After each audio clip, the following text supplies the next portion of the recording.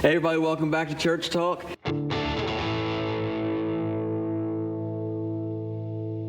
Today we are at Kings River Church here in St. Albans, West Virginia. I'm with worship pastor James Branham. Hey. And we're just going to be going over a little bit of the worship ministry here. Just want to share with you guys what they're using, what they're running, and so let's just go ahead and get started. Sweet. So, James, I appreciate you letting us come in and invade. All right. Sweet. Well, come on in. So this is, I inherited everything that you're about to see, so I'm still learning. So this is our setup. We use the Midas Pro 2. Midas is a pretty cool brand. It's a digital board, so you've got all your fun things that you can jump through. Does all your automatic stuff. Mains left and right. We've got personal in-ear monitors that we use. The Midas board, I believe they just got bought out by Behringer not too long ago. Yeah. Or Midas, I think they got bought out by Behringer. So, but this is an older board. This is the Pro 2. I am personally not the biggest fan of Midas Pros, just because when it comes to volunteer, it's not the friendliest volunteer. That's what I was going to ask. Is it pretty easy for volunteers to learn, or it looks pretty complicated? It's intimidating at first. It is. It can be. So the way we try and do it is we try and get it to where we have a certain sound that we actually go for. And so when it comes to a lot of the EQing and things like that, we try and keep the EQs as close as possible, no matter who's running sound. Yeah. But then when it comes to actually mixing, like filling the room is what we call, is what Jason actually, our sound guy, calls it. We try and keep that as close as possible. So it can be intimidating, especially when you look at all the crazy buttons and and all the different banks that you have to go through, and the things you have to chase down to if something's crazy happening. Right. So if you're not used to a digital board, or you're not used to something like this, it can be intimidating at first, but it's like anything else. Like, the more you do it, the more you get used to it. So I noticed you guys have your all your microphones, your wireless mics, all your wireless set up over to the side. Yes. Where some churches have them like up on the stage or behind stage. Yeah. So do you guys ever have any issues with it, like cutting out or anything, being the distance? That maybe is 60 feet away from the stage? Yeah, maybe 60 feet. We've got the Shure antenna here that helps with that. We have wireless packs that we run, that all that is literally back here underneath or up here. And when it comes to things cutting in and out, it's not happening. Now we do have a couple of wireless packs that are old, that's happening with, but it's not because of the distance. It's just because they're old. Aging. Yeah, they're aging. Nothing's really made to be forever. Right. I mean, when you look at even when I think it was that we're in 2024. I think this system is like possibly 10 years old, and the EAW speakers that we have flying right now, we have 5 in the room flying, and then we have 2 subs on stage. Those EAW speakers, they don't even make anymore. Oh, wow. Yeah, so we're looking at, I'm talking to the company that installed the system, because we're starting to have some frequency issues, and I think 2 of them are possibly going out, and so we're looking at what it's going to be to possibly upgrade. So they are looking at going from EAW to the EVs. So technology is moving so fast now that stuff that's that's like, man, it's just 10 years old. Right. Yeah, but they don't even make some of this stuff anymore. Right. But it's a good console. Don't get me wrong. This is a professional grade console. If I had the privilege of picking a board that we could put in here, I would love to have like their Heritage console, which is their flagship console. Yeah. But that's about $120,000 that I just don't have. So how does everything get from here to the stage? Is it on a digital snake that runs, or? No. There's a huge snake. Like that lets you know how old the system, or the system hadn't caught up yet. Yeah. There is a we've got a box back there. We've got, I think it's through this tower here. There's a snake that's literally running all the way up and over, and it drops down behind the stage. So that's an XLR snake. Yeah. It's copper. Yeah. It's a big boy. Wow. So, and then we have a box that's underneath the stage that feeds the pockets on stage. Gotcha. So it's really interesting. We have the Shure Beta 87As. These are good mics. These are great mics. And then we have the Sennheisers 835s. Those are nice microphones. However, we are starting to run into some issues where the FAA bought out some of those frequencies. Yeah. And so we're trying to figure out which one of our microphones, if any, are in that frequency range. Right. So we're looking at what it's going to be to have to update some of this stuff just because of where we are. So so that's the sound aspect of it. Now on your when your presentation part of it, which is back here where I'm standing. Tell us a little bit about that. I see you guys are running a Mac and are using like ProPresenter. We use ProPresenter. ProPresenter. Okay. We use ProPresenter 7, and I love ProPresenter 7. There's a lot of people who like different things. I like ProPresenter 7. I feel like it is very volunteer friendly. Cool. In a lot of ways. For me, though, the way we try and have it set up is where I oversee multiple ministries. I try to get it to where I've actually have like 1 to 2 people who actually oversee ProPresenter for me now. And so it's nice because they can come in and set it up, and then whoever shows up Sunday morning, all they have to do is literally run it. Right. So everything gets put in before Sunday because we want to, one of the things that we don't want to do is we don't want to burn out our volunteers. Yeah. Just for reference, roughly how many people are in the church, roughly, on an average Sunday? On an average Sunday, anywhere from 175 to 220, depending on the weekend. Okay. This past Sunday it was like pretty full, pretty much full. Yeah. So it's, and there's some really cool, unique things happening right now. So that kind of gives viewers kind of a baseline to know if they're around the same size. The pool of volunteers that you've got. And that kind of may go into another video later on, maybe, is how do we get volunteers? Because if you've got a church of 200 and you're running this is a pretty good sized ministry in itself.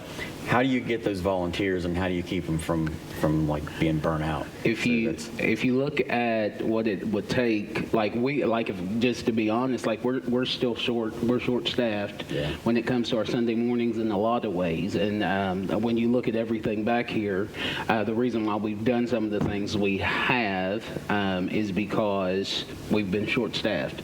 One of the keys to not just getting volunteers but retaining volunteers is how healthy is your culture. Do you value them? That's why that's why we try really hard to get it to where, when they show up, all they have to do is just run this. Right. Now, for me, one of the things that I try to stress is there's some churches that really stress excellence, and excellence is an intimidating word because for some it's perfection. Right. And I'm just going to be honest with you. There have been times that something has happened and ProPresenter may have froze or something stupid happened, and the lyrics didn't go to the next slide immediately. I'm not the dude who freaks out over stuff like that. Like it's an error, and so it's it's technology. theology. Right. It doesn't affect my ability to worship. It doesn't affect my ability to lead worship. Right. It can be a distraction at times, and so that's why I do my best to make sure when they come in, they're worshiping with this. Like I try to stress with my team that when they're sitting here, they're not like, oh man, well I got to get there and work. No, every time you hit a button, you're helping us steward an atmosphere Right. that allows people to encounter the presence of Jesus, which at the heart of everything we do, that's what we want. We want people to encounter Jesus. So, so anyway, so sorry, that was probably way more than you bargained for. You're good. So that is our Pro Presenter. Is that the only thing on that computer? That is the only thing on that computer is Pro Presenter. At one point in time, we were trying to run Stream and Pro Presenter, and it was just bogging down the processor, and I'm not really smart enough. That's why guys like Andrew help me. He's brilliant. But yeah, like, so we got it to where this is only Pro Presenter. So that's this here. Then this is a switcher. This part of the switcher we actually do not use anymore. Because it's just way smarter than me. Just to be real. So it doesn't take. It's not really volunteer friendly. Oh, this part is not. This part is not. This is the MPI MABE. No. This is the guys. This is a Vivid Video. VADDIO. Now, if you have people who know what they're doing, like this is a professional production switcher, and so we still use this because everything that feeds to the building. So we have a kids area, we have stuff that plays down the hallways, we've got a family room, we've got a cafe. Gotcha. So this is kind of a distribution. This is the distribution center for everything, and so the distributor here, I'm still very ignorant to. So, and it stumps me. So if something crazy happens, I have to call somebody way smarter than me. So I love the idea of having something volunteer friendly, though. So this brings us to our new live stream setup. So before we had, I forget the name of it. Anyway, we started doing research, and we found that this Black Magic, don't judge, this Black Magic ATM Mini Extreme, and this is volunteer friendly. Awesome. Like this is that to where almost anybody can sit down here and legit use it. Like I even have this here, so that way, I mean, that's literally the step-by-step for a volunteer that I can say every church needs. Yeah, that I can say, hey, here's a volunteer can use. Yeah, because if I come in, that's the other thing about being able to retain volunteers. If I come in and I don't feel like I'm winning, I'm not going to do it. Right. If I feel like I'm coming in and I'm not being a help, or I walk away and I'm like, man, I just really messed that up. I'm not going to want to do it anymore. Right. So anyway, we have this set up to where we use Restream.io for our streaming platform. And so we literally drag and drop the key, I think it's called the upstream key, in, and we drop it into this. And literally all I have to do is push the on air button, and it comes on air, and that's literally it. Cool. As long as Wi-Fi is doing what it needs to do. Right. Then the cool thing about this is you also have the ability to record. So like this past Sunday, where we are changing over our Wi-Fi company that we use here on the property, we didn't have Wi-Fi Sunday morning. So I was able to record service here, and then take it and upload it later on and you can use Restream to do that, and it'll send it to wherever you tell it to. I think it's up to 5 platforms. So, and then this is our light board. This is our light system. This is the Jan's light board, our lighting system. This is not very volunteer friendly when it comes to actually programming. Like you've got to be able to come in and play with it and really and really make some mistakes with it. And really figure it out. And really figure it out. Now Vista, I mean, this is it's a great system. Like this is, when they installed this system, I believe they were running like 600 or 700 people a week, and there was a whole lot more people who like they could come in and they knew this stuff. Right. And so when it comes to these systems, they're great. Yeah. But it's hard when you don't know what you're doing, and you've got people who are volunteering who aren't just like here to just do this, but they've got families, they've got kids in sports and things like that. So I love the system, and if I had people who were willing to learn this, I would totally be like, let's run with it, let's keep it. I don't necessarily want to regress when it comes to quality, but I'm sure there's an easier way to keep the quality. Because I don't want to, like I said, I don't want to lose volunteers because they're like, this is just too intimidating. Sure. So, and we only have one man cam. I think it's a Panasonic P2 HD, and that's what we use for our streaming. That runs from SDI. I got it converted through an HDMI cable that runs into the back of the Blackmagic, and so, yeah, so that's kind of what we got happening there. Cool. So you guys you probably need about 6 or 7 people back here on Sunday, but you probably run about 4. Yeah. So, and it would be nice to get it to where every one of these positions is filled, but making sure, one of the keys, like I was saying earlier, when it comes to volunteerism, one of the keys is making sure it's healthy, and that's what we're working on. Is we want to make sure this is a healthy, it's a healthy culture. Yeah. So. Yeah. I noticed one thing that you guys use as well that I've never used before, and I went here for a while while we were in between worship pastoring.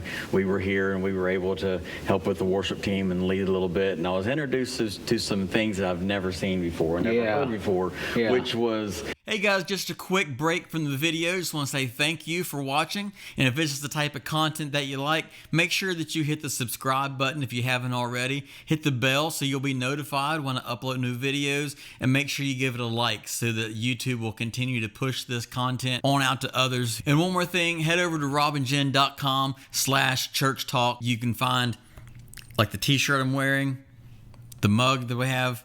Enough of that, now back to our video.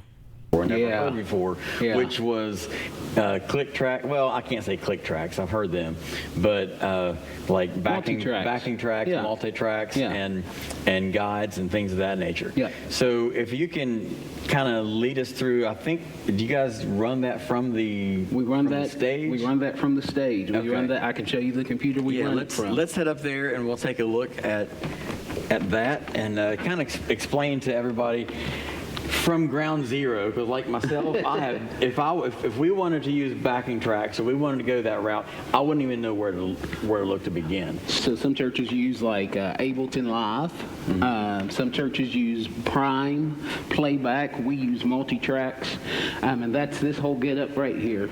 We actually have it set up in our drum cage where our drummer can use it. But I'm going to unplug it, and I'll show you how it looks on here.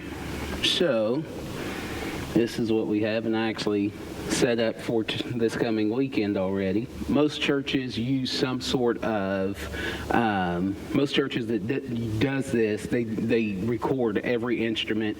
I think it's through a DAW system or a Dante card. And they record it, and then they'll send it to companies. So that way some churches are like, we don't have that, but we'd like to do that song, and we'd like to get it as close to the same thing as possible. Right. So if you look here, it's got your click. If I start this one, let's do this one. Let's do I Thank God. 1, 2. So it's got your click. 3, 4. It's got all your different click timings. It's got your guide. It's got every instrument that they used, piano, organ, keys, And you can pull those instruments You can in pull or out those as in and you out, yeah. need or don't need. Yep. So you could take the drums out if you get a live drummer, and you can do that. You can take all this out, or you can leave it all in. It's based on what you want to do and how you want to use it. So where would I go to get those? Is it something that's like a subscription plan? It is. Okay. You can go to multitracks.com. That's what we use.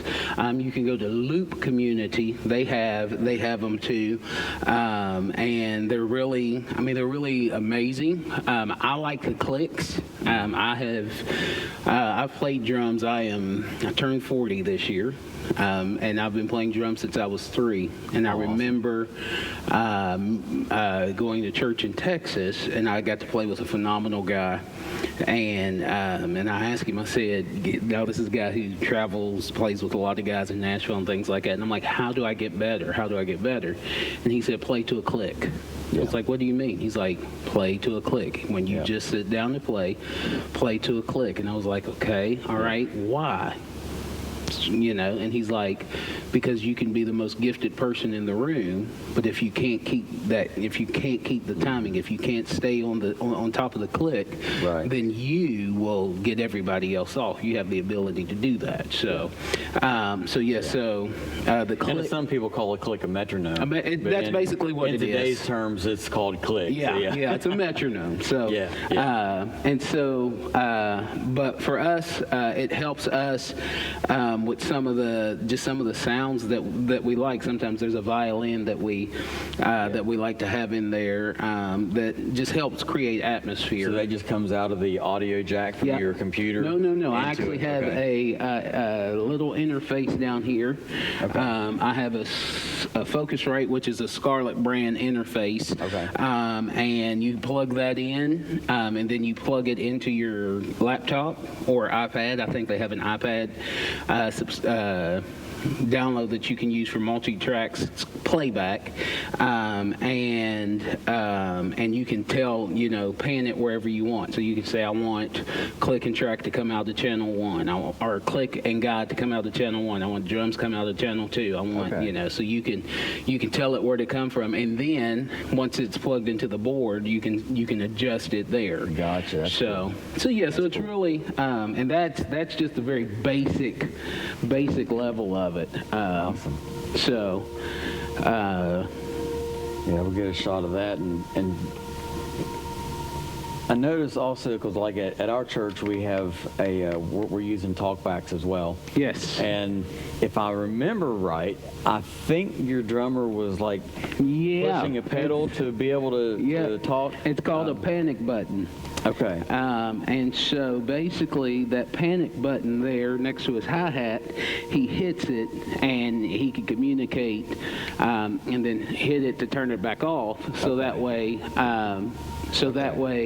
the drums aren't blaring everybody's ear out. But when it comes to, like, he can count us in if something happens vocally. If someone gets off time-wise, he can be the guy who helps get us back on.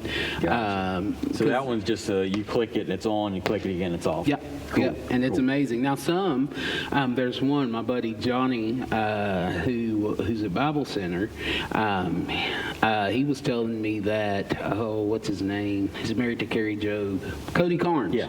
Cody Carnes has one that literally he's playing and he can lean in front of, and it picks up his motion and comes on, and then he moves from in front of it and it turns off. Oh, wow. Like, how much is that? He's like, it's only about $300. I'm like, if you got $300 to blow on something like that, Well, the one I'm using is a push to talk. Yeah. So you have to keep your foot on it? Right. I got to keep my foot on it. Okay. And then, of course, I'm using 2 microphones too. So I've got one of them over here that I don't usually use the talkback during service. Yeah. But there are those times when I need it, and like, hey, our lights aren't on, turn our lights on, or whatever. I'm communicating with the sound guys, or I'm on the other side of our guitarist, and I need to tell him, say, hey, we're getting ready. I'm going to change the setup. We're going to go to A, or whatever, you know, which I do that quite often. Yeah, So. yeah. Well, no, it's nice to be able to. to be able to do that. One of the things that a lot of the people who look at tracks and they're like, but they're not really this or that. When it comes to, I don't feel like I'm really doing anything. I don't feel like I'm really able to. We are not a slave to the track. Right. At any point in the service, there have been times where I've looked over and said, just kill it. Yeah. We're going somewhere, and that's not ready to take us there. Right. So we're not, we're not a slave to the track. Yeah. And that's what I like about multi-tracks is you can go in and you can edit the song as much as you want to. So You told me in the past, if you get good enough at it, and you know some guys who are, that they can edit it on the fly. Oh, yeah. And use it as an instrument or a tool. Yeah. Rather than like something that you've programmed and have to stick to. Yeah, so, 100%. Me, myself, I've never used it before. And coming in, I'm like, I don't like this. Yeah. But there's a place for it. Yeah. And Yeah. so, and like if one of you guys are like me and you're like, we could use that. Yeah. But where do I get it at? Yeah. That's some good information that you shared. Appreciate that. And give yourself grace to really learn how to do it, because you're not going to get it right the first time. Yeah. There's lots of resources out there that help you with that. So that's just kind of where we are with all that. So. Yeah. Now, with your all's in-ears up here for your musicians, you're using Avions? We use Avions. Those seem to give you guys really good service, or you have to repair them often? Or? They're really good. I'm thankful for them. The only issue that I have with the Avions is they only give you 16 channels. Yeah. There's one, Midas has one that gives you up to 42. Oh, wow. Yeah, it's amazing. That'd be great. Where you can actually go in and you can literally dial it in. I think it's Midas that has one. I think Allen and Heath has one. Yeah. And so, but they all just cost money. Like the Avion systems now you can get for like $200 for the little brain there. Yeah. And compared to the P16, do you like the Behringer P16 better or the Avion system better? If you're going to be buying this exact system, which one would you prefer? It's all depending on the church and what really their budget, what their budget is. When you really look at it, the Avion system, like the thing that I don't like about Avions or the Behringers is they're not really made for what we use them for, in the sense of if that falls over, that sucker's going to shatter. Yeah. Like Avions, like when you look at the systems that we use, they were made for studios. Yeah. They were made to be just set and somebody just. But if I had to choose, I would probably stick with an Avion. But it all depends on your budget, like whatever, and don't be like, oh, well, the Avion is this and that, because they all have pros and cons. Right. Right. Don't try to break the bank being like somebody else. Right. Look at your budget and say, this is where we are, this is what we can afford, this is what we can do. We're using the Behringer probably only because we have a Behringer board. Oh, so yeah, it's that's kinda like brilliant. we're all you're all the all same. Behringer, yeah. But, yeah. Y'all do the X32? Yeah. Oh, okay. Yeah. When we planted, that was the big church planting model, was the X32, because it's volunteer friendly completely. Right. Yeah. Yeah, but those are nice. I like them. Yeah. I like them. So on the other side of the stage, number one, I see the famous red keyboard. Yes, the Nord Stage those things are 3. awesome. They are. But behind that, of course, everybody that's watching probably already knows about a Nord. They're like, yeah, everybody that really, who's. yeah, they all have a Nord. Now we just bought a Nord Stage piano 5. Oh, I bet you it sounds beautiful. I love it. Our other pianos, the keyboards, the last storms we had, they went out. They were acting really weird. Yeah. So we went and bought it, and I love it. It's awesome. Now, I found out recently that this has a fuse in it. Oh, yeah. Well, I found out the hard way. Through that storm? Yeah, through that storm. I was like, I came in and I powered it on, and I was like, it's not turning on. I was like, oh, no. And so I started doing research because, like I said, I'm not the most techie, brilliant person. And so just there's a fuse that I literally just took it out and put it back in, and it powered on like that. So They say you're not the most techie person, but if you turn around and look at the old piano here, tell us a little bit about what this piano is and what. So this is our what you've done aux with keys. This is our aux keys, and we actually had somebody donate this to us, and it was just a regular upright piano. And the hardest thing to do, as you can look and see, my frustration, because I was trying to take each one of these little boogers out here, and I was like, no, let's just take the bell off. And so we just took the bell off and took a lot of weight off, and I just got a Yamaha 88 MX88, and this is what we use for our aux keys, and I like it because it's on wheels. And so this is what I will I'll roll around and I'll play when we don't have an aux player. I'll do some aux stuff to kind of fill the room with some atmosphere stuff. I love what you've done with it. The black kind of, it's not black that it fades out and you can't see it. But it's not like that great big brown piano sitting on stage either. It kind of gives it that up-to-date look, but it does give you a throwback look as well. And it hides everything. I mean, you can have your laptop back there and whatever you need, and everything is hidden.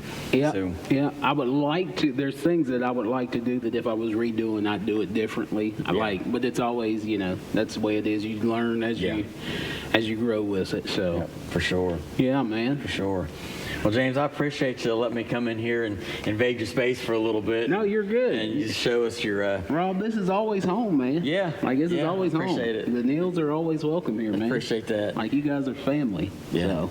Yeah, y'all too, man. Yeah. So guys, thank you guys for joining us today on Church Talk. You say we are in St. Albans, West Virginia at Kings River, and just kind of showing you what they're running, what they're using, and what James has inherited for the most part, and how he's just kind of incorporated that. And we will see you guys next time on Church Talk. Thanks for watching.